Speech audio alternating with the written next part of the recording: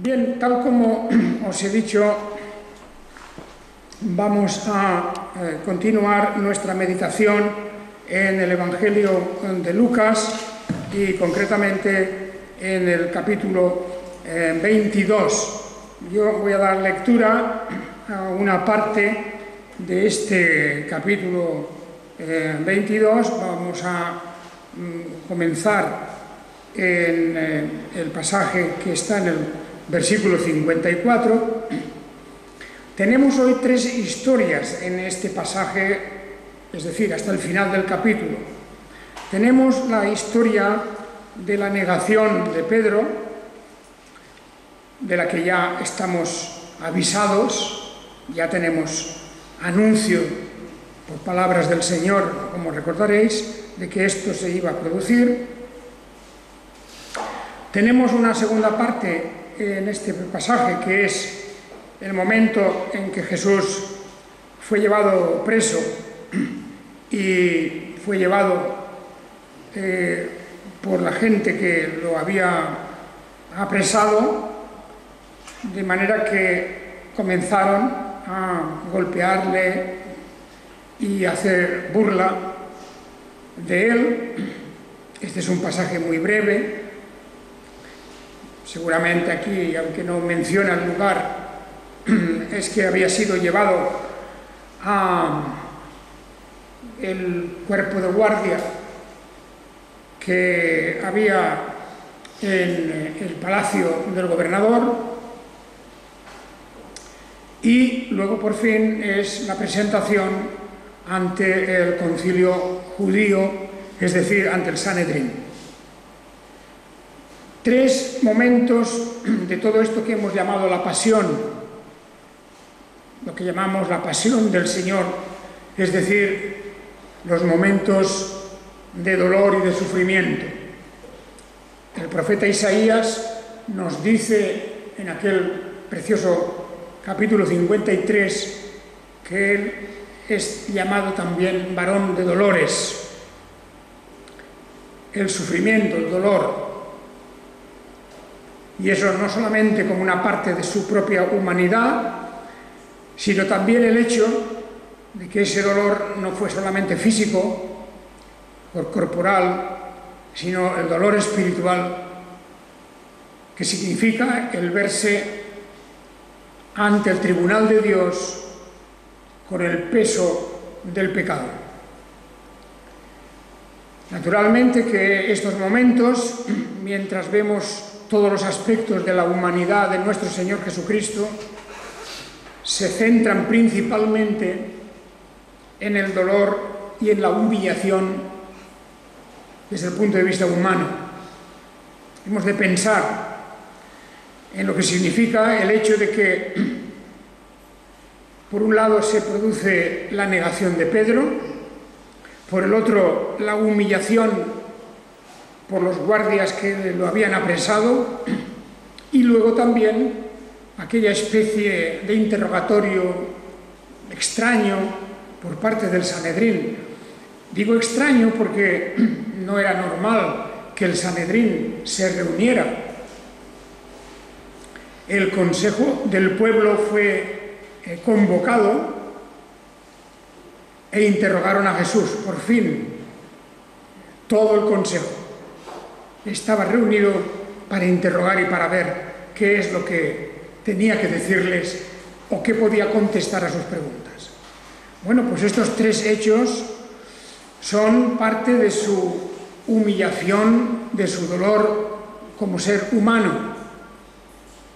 Naturalmente que también aquí hay toda una especie, digamos, de énfasis, de insistencia en poner en cuestión, en establecer una duda acerca de su divinidad, acerca de su misión divina, su misión como redentor.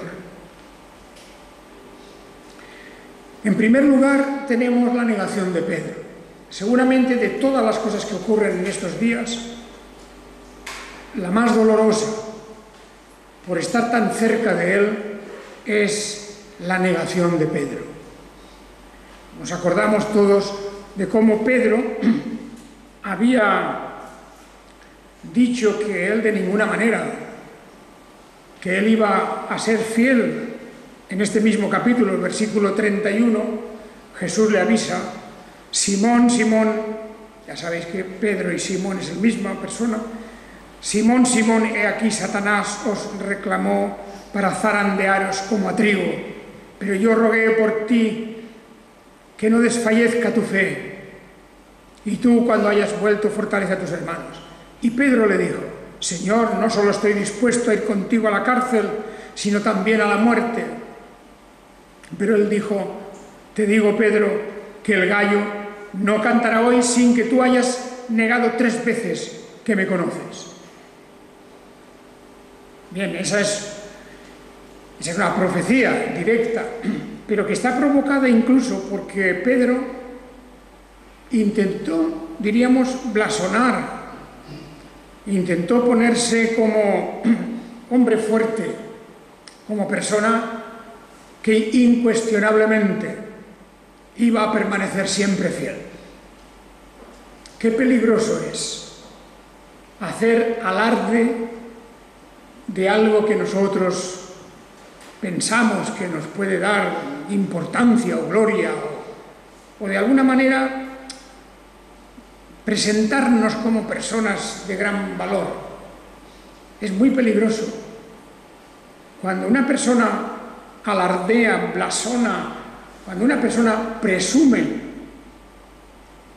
de estas cosas, sobre todo de carácter espiritual, ahí, en ese momento, uno está en gran peligro, porque el valor y la fuerza espirituales nos las da Dios y nunca debemos presumir de ellas, no son nuestras, no es producto de nuestro propio ego, de nuestra voluntad.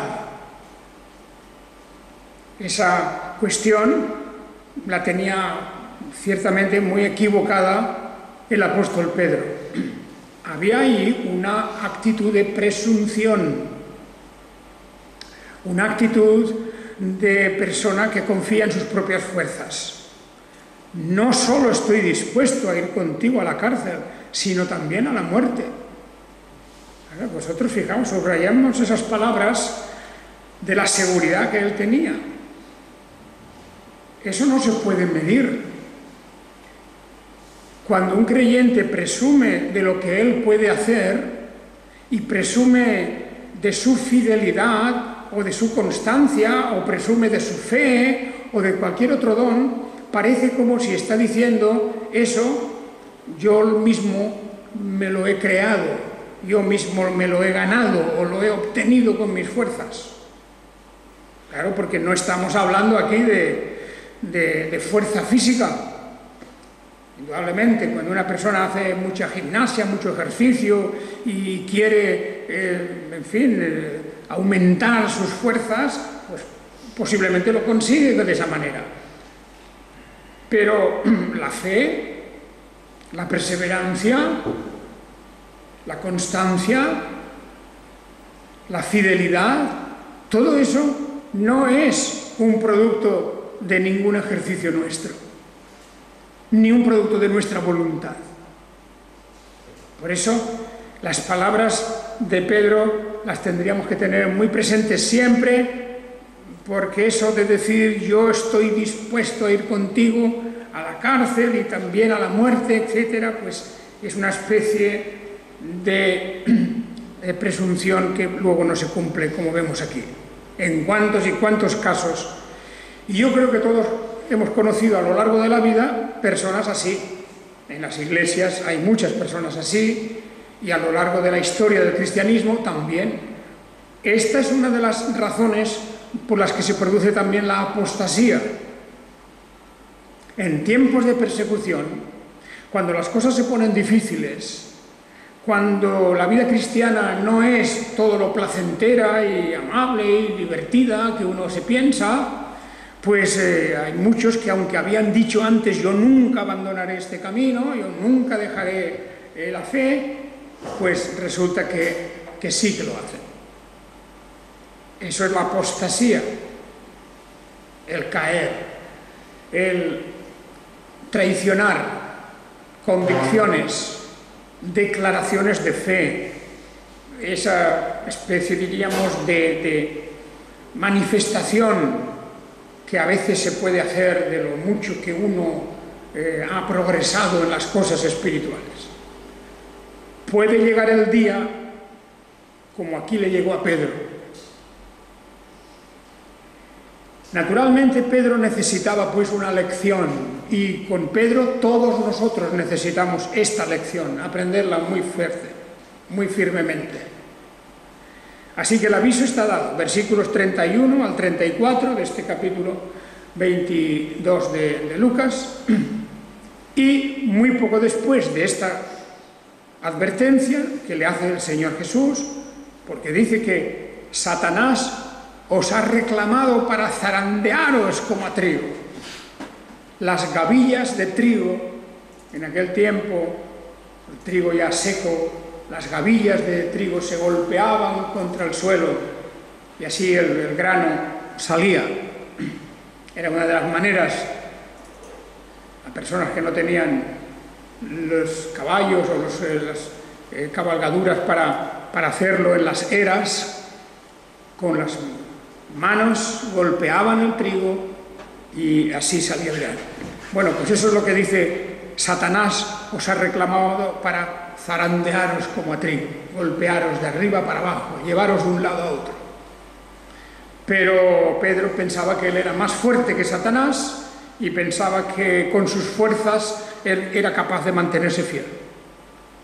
Gran lección, gran advertencia, porque aquí, en el versículo 54, después de que Jesús fue arrestado y lo llevaron y lo introdujeron en la casa del sumo sacerdote, allí Pedro lo siguió y, habiendo encendido un fuego en medio del patio, se sentaron y Pedro se sentó también con ellos.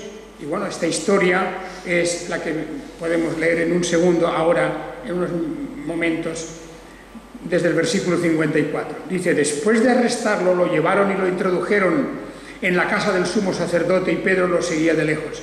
Y habiendo encendido un fuego en medio del patio y sentándose juntos, Pedro se sentó en medio de ellos. Entonces una criada, viéndolo sentado frente a la lumbre, lo miró fijamente y dijo: este también estaba con él. Pero él lo negó diciendo: no lo conozco, mujer. Un poco después otro lo vio y dijo: tú también eres de ellos. Y Pedro dijo: hombre, no lo soy. Pasado como una hora, otro insistió diciendo: de verdad este también estaba con él, pues también es Galileo. Pero Pedro dijo: hombre, no sé lo que dices. Y al instante, estando él aún hablando, cantó el gallo. Y volviéndose el Señor, porque el Señor estaba en el mismo patio allí, seguramente atado junto a los guardianes, miró a Pedro, y Pedro se acordó de la palabra del Señor, tal como le había dicho: antes que el gallo cante hoy, me negarás 3 veces. Y saliendo afuera, lloró amargamente. Bien, ahí tenemos la historia. No hace falta englosarla demasiado. Es evidente lo que está pasando aquí. Primero, la profecía de Jesús se cumple. Es una profecía, además, con una reprensión, porque cuando Pedro presume de su firmeza y de su fe, Jesús le advierte que antes de que el gallo cante, por lo tanto, quiere decir, incluso le pone ese detalle, como diciendo: antes de que amanezca, antes de que se haga de día del todo, vas a negarme 3 veces. Estamos en medio de la noche, en el frío de la noche, habían encendido la hoguera y todo esto que hemos leído aquí. Estamos en el patio de la casa del gobernador religioso. El gobernador religioso es el sumo sacerdote en estos momentos. Había aquí una superposición, por cierto, de dos que ejercían el cargo. Estaba Anás y estaba Caifás también, pero en este momento era Caifás quien llevaba, diríamos, la gestión de las cosas. El sumo sacerdote, que también pues, estaba allí como presidente del Sanedrín, y mientras se reunía el Sanedrín, y esto ya podemos pensar que era pues, a primeras horas de la mañana, muy temprano, mientras los hombres que lo tenían preso se burlaban de él golpeándolo. Y aquí tenemos el versículo 63 al 65. Pero antes de comentar esto muy breve, hemos de pensar en la reacción de Pedro. En cuanto cantó el gallo, versículo 60, al final del versículo 60, en cuanto cantó el gallo, el Señor miró a Pedro. Pues no habría gran distancia entre ellos dos. Y cuando el Señor miró a Pedro y sus miradas se cruzaron, ahí toda la historia que unas horas antes Jesús le había advertido, pues se hizo realidad. Toda aquella advertencia y profecía. Efectivamente, 3 veces había negado. Y se había asustado, naturalmente, porque él pensó, era cuestión de miedo, simplemente miedo. Miedo porque se veía él también involucrado, se veía atrapado allí como un posible cómplice, uno de los que más había destacado entre los 12. Y primero una servidora, una sirviente de allí, del palacio de la residencia del sumo sacerdote, otro hombre que no nos dice quién es, otro lo vio, y otro más insistió por tercera vez. Este es Galileo, lo identifican como Galileo, y lo identifican por su forma de hablar. Otro, simplemente eres uno de ellos. Y otra, la servidora, dice, este también estaba con él. De manera que estaba bien identificado por 3 personas, y Pedro sintió que aquello lo involucraba y que tal vez no iba a salir de allí, que también él iba a ser arrastrado por todo lo que pudiera pasar.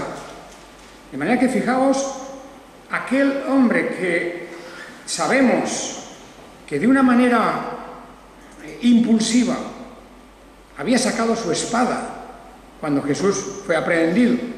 Había sacado su espada. Había intentado, no ya herir, porque fue contra la cabeza del... Había intentado matar al servidor aquel. Le golpeó en la cabeza con la espada y bueno, justamente le arranca la oreja. Este hombre impulsivo, de estas personas que son impulsivas en el momento, pero que luego cuando se ven en una situación en donde pueden pensar y reflexionar las consecuencias, pues ya no son la misma persona. Se viene para abajo, se viene atrás, ¿verdad? Y aquí lo estamos viendo. El miedo que ha atenazado a Pedro y que le hace negar que tuviera nada que ver con él. No lo conozco. Fijaos vosotros lo que representa negar una cosa así. No conozco al Señor, no conozco a Jesús, a este hombre. Y cuando en aquellas miradas que se cruzaron, Pedro captó el mensaje, Pedro se acordó de la palabra del Señor, que, tal como le había dicho, antes que el gallo cante hoy, me negarás 3 veces. Negar a Jesús, negar a su Señor, amigo, alguien con quien había compartido tantas cosas, etcétera, de quien había recibido también buenas palabras y alabanza. Pedro había sido alabado al Señor, alabado por el Señor, por la fe, precisamente. Pero la prueba de la fe, pues a veces falla. A veces se falla.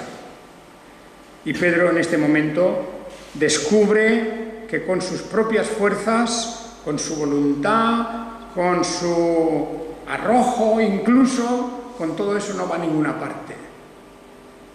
Niega la relación con Jesús. Y al enterarse de lo que, recordar lo que Jesús le había dicho, salió afuera y lloró amargamente. Bien, una lección importante.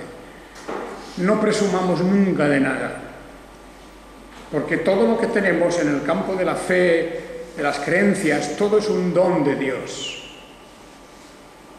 Todo es un don de Dios. El perseverar, el haber creído. Yo he oído tantas veces a hermanos que, yo ya hace 20 años que soy creyente, o 30 años, pero lo dicen de una forma como si fuera un mérito propio, y sobre todo esta cuestión del tiempo es curioso, ¿verdad? Como si, pues yo he visto personas con 30 años en la iglesia y marcharse de la iglesia o dejar la fe completamente y volverse al mundo totalmente. Los he visto tantas veces. Y vosotros habréis visto casos parecidos.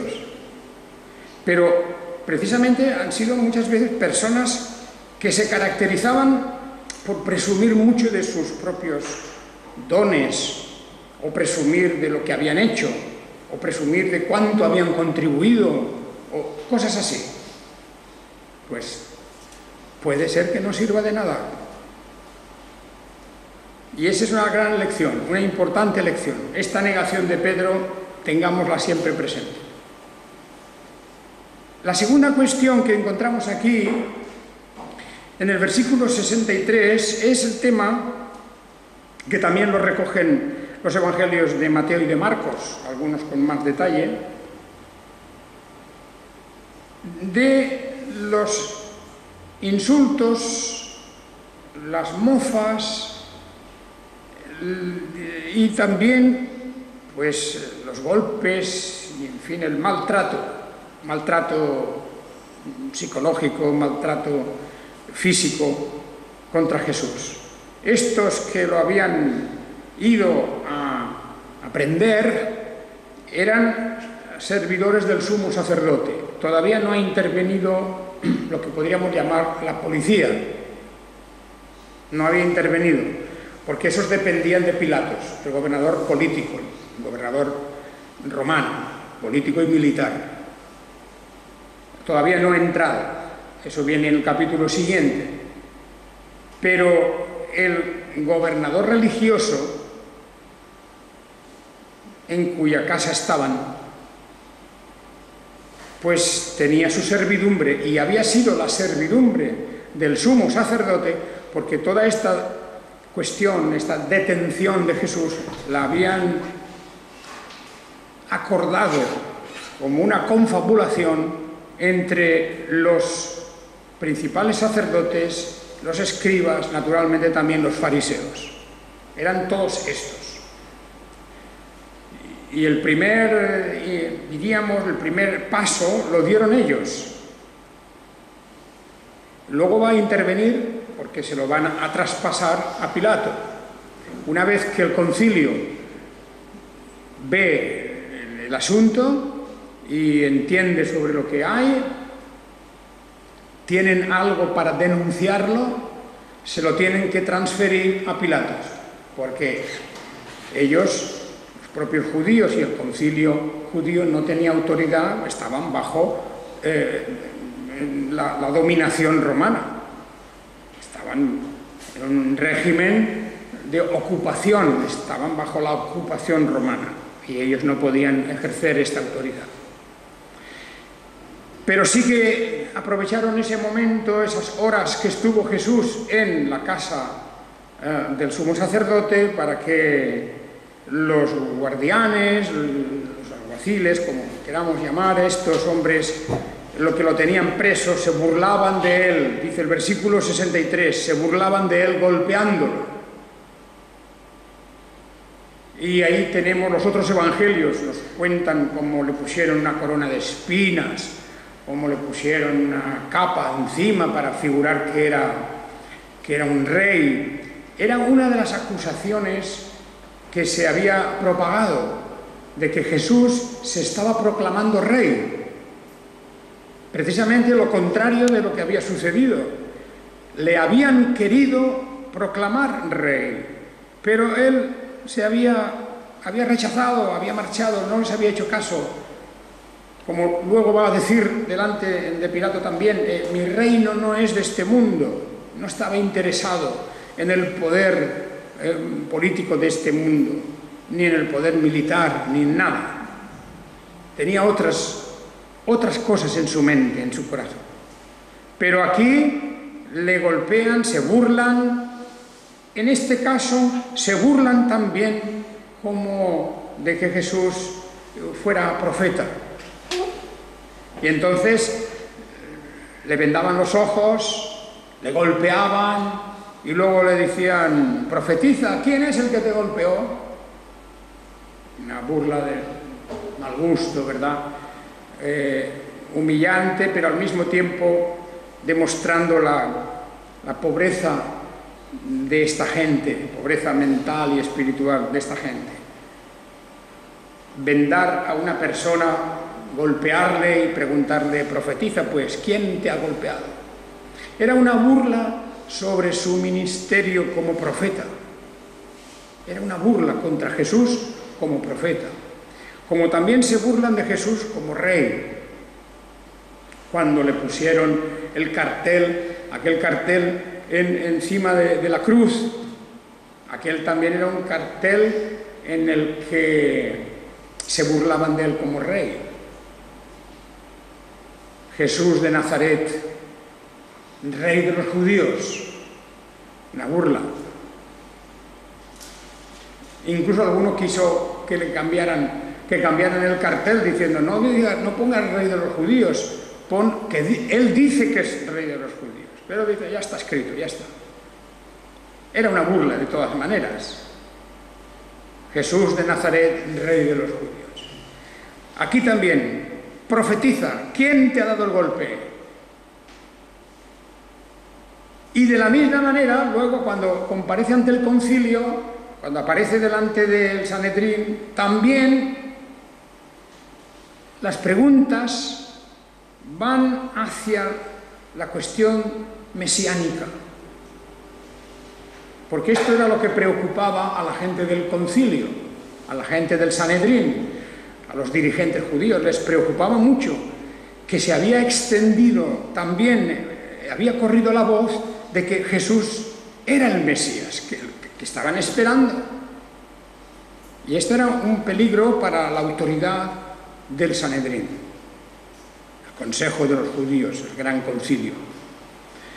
De manera que fijaos que en todo esto que está pasando, en esta forma de sufrir y de ser humillado y de realmente experimentar un dolor profundo también por la negación de Pedro, todo esto es el peso de la pasión suya, es el peso de la tortura mental, física, sobre todo viendo a un gran amigo, un gran discípulo suyo negarle, no lo conozco, 3 veces,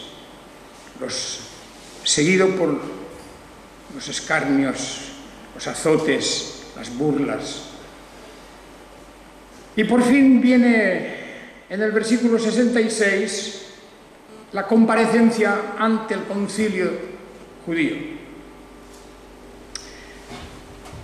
Los 70 que componían el Sanedrín, pues no sabemos, hace falta también si estaba todo completo o era parte, pero indudablemente los principales sacerdotes estaban allí. Hemos de suponer que el propio presidente, el propio sumo sacerdote, porque él acababa de estar arrestado en la casa del sumo sacerdote, y también los escribas. Los escribas eran los expertos en la ley, los grandes, diríamos, científicos del estudio de la ley, los especialistas. Estaban allí todos, sacerdotes, los conocedores de la ley de Dios, y allí se reunieron en una sesión del Sanedrín, como podemos leer aquí en el texto. Y le dijeron: si tú eres el Mesías, dínoslo. Él les dijo: si os lo dijera, de ningún modo creeríais. Y si os preguntara, de ningún modo responderíais. Fijaos en cómo lleva Jesús el diálogo. No responde directamente sí soy el Mesías o no, no soy el Mesías, no lo dice de esta manera, sino que los involucra a ellos en la respuesta, los involucra. Y les dice: si os lo dijera, de ningún modo creeríais. Y aquí vemos una manifestación de la seriedad de Jesús, de la seriedad de que no se quiere dejar arrastrar por estas mañas y artilugios del diálogo. Si tú eres el Mesías, claro, estaban buscando una declaración directa que supondría algo así como una blasfemia, y con eso poderlo acusar directamente. Y Jesús no se dejó enredar en esto, no dijo ni sí ni no, pero les dice: vosotros no lo creeríais si os lo dijera. Y si os preguntara, es decir, si yo os hago la pregunta: ¿vosotros creéis que yo soy el Mesías? Vosotros no contestaríais. Es decir, haríais lo mismo que yo hago ahora, no contesto, porque se comprometerían de alguna manera. Así que lo que dice es otra cosa. Jesús, como vemos, no se deja enredar en ese diálogo y les dice: pero desde ahora el Hijo del Hombre está sentado a la diestra del poder de Dios. O sea que les explica, les dice una cosa en otros términos. En primer lugar, habla del Hijo del Hombre. Otras veces se ha manifestado como el Hijo de Dios. Pero últimamente, aquí, en todos estos capítulos, sobre todo en este Evangelio de Lucas, se hace mucho énfasis en la expresión el Hijo del Hombre. ¿Qué quiere decir el Hijo del Hombre? Pues una persona que es humana, un ser humano, que tiene la naturaleza de hombre. Como cuando dice el Hijo de Dios, pues está hablando de alguien que tiene la naturaleza de Dios. Es la forma hebrea de expresar esto, la manera de decir esto. Pero aquí él quiere subrayar que él es un ser humano real, verdaderamente un ser humano. Pero dice también que este ser humano ahora estará sentado a la diestra del poder de Dios. Desde ahora el Hijo del Hombre estará sentado a la diestra del poder de Dios. Es una forma de decir que su relación con Dios mismo es tal como no puede ser mayor, porque estar sentado a la diestra era el lugar de honor y de preferencia del Hijo del Rey. La persona que por naturaleza y por derecho propio se podía sentar a la diestra era el heredero, el Hijo del Rey. Ese era el lugar reservado para él. Y en algunas ocasiones, ya sabemos que cuando se quería distinguir a una persona con un gran honor, el rey le decía: ponte aquí a mi diestra. Eso era temporal, eso era una cosa simbólica solo. Pero en la diestra, estar sentado a la derecha del rey, era el lugar de honor que correspondía al hijo, al heredero. Y Jesús está diciendo aquí: ahora el Hijo del Hombre desde ahora estará sentado a la diestra del poder de Dios, o sea, a la diestra de Dios, del Dios Todopoderoso. Y entonces todos dijeron: ¿así que tú eres el Hijo de Dios? Claro, si estará sentado a la diestra, Si va a sentarse a la diestra, entonces es que eres el Hijo.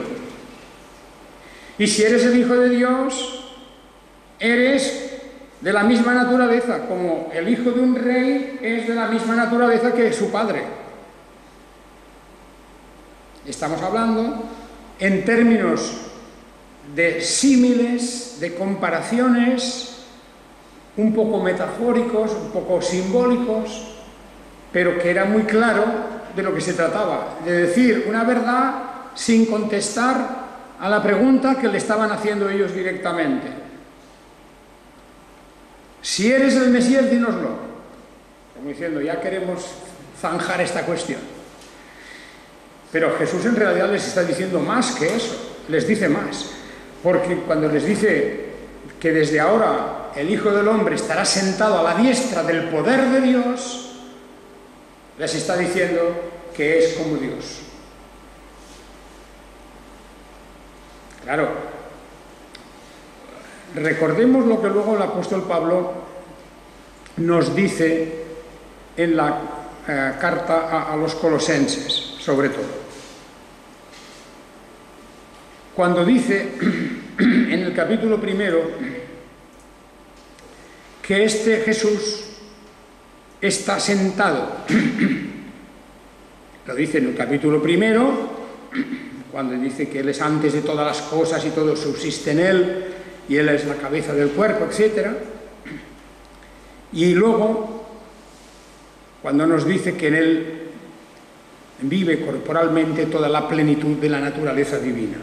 Es decir, que en su cuerpo humano vive, está toda la plenitud de la naturaleza divina. Naturalmente, eso es la identificación de que como hombre y como Dios lo tenemos en una misma persona, en ambas naturalezas unidas en una misma persona. Aquí Jesús está llevándoles por ese camino, en esa respuesta. Desde ahora el Hijo del Hombre estará sentado a la diestra del poder de Dios. Todos los honores serán así. Así que tú eres el Hijo de Dios, le preguntan. Y Él les dijo, vosotros decís que yo soy.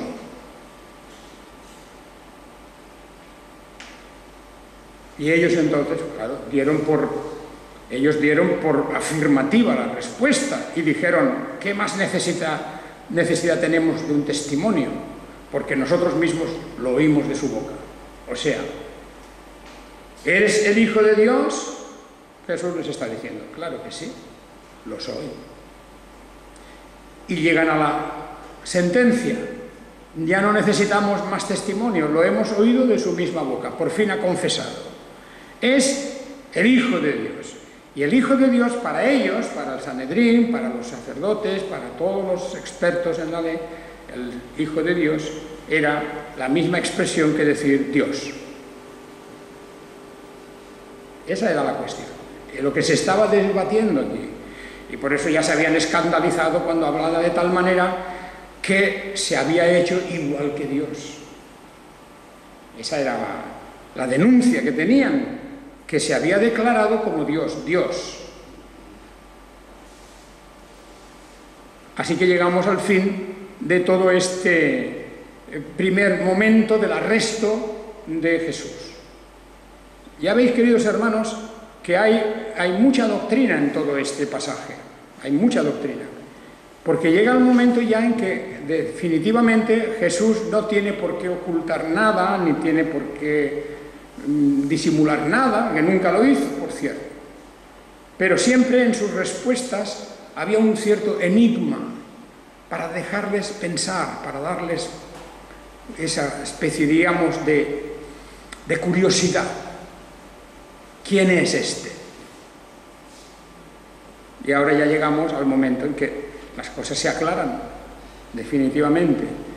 Él es rey, Él es profeta, Él es sacerdote, Él es el Hijo de Dios, y ahora sumamos todo eso y Él es Dios El Verbo se hizo carne y el Verbo era Dios.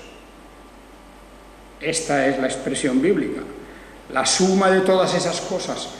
No se puede llegar a la identificación de la personalidad de Jesucristo con un versículo por aquí y una palabra por allá, y eso que a veces ese juego que se hace siempre para enredar la cuestión, ¿no? Es la suma de todo. La doctrina bíblica de la personalidad de Jesús es la suma de todo esto. Él es el Salvador, cuando solamente hay un Salvador, Dios. Y fuera de mí, dice el Señor, Yahvé dice, fuera de mí no hay quien salve.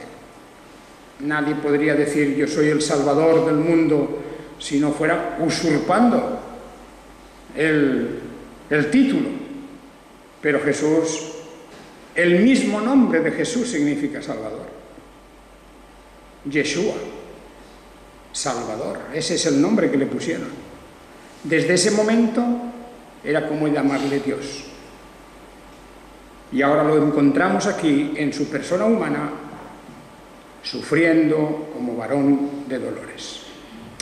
Continuaremos pues, hermanos, el próximo domingo hablando de estos momentos tan trágicos, pero tan gloriosos de la vida y muerte de nuestro Señor Jesucristo. Que el Señor os bendiga a todos. Amén.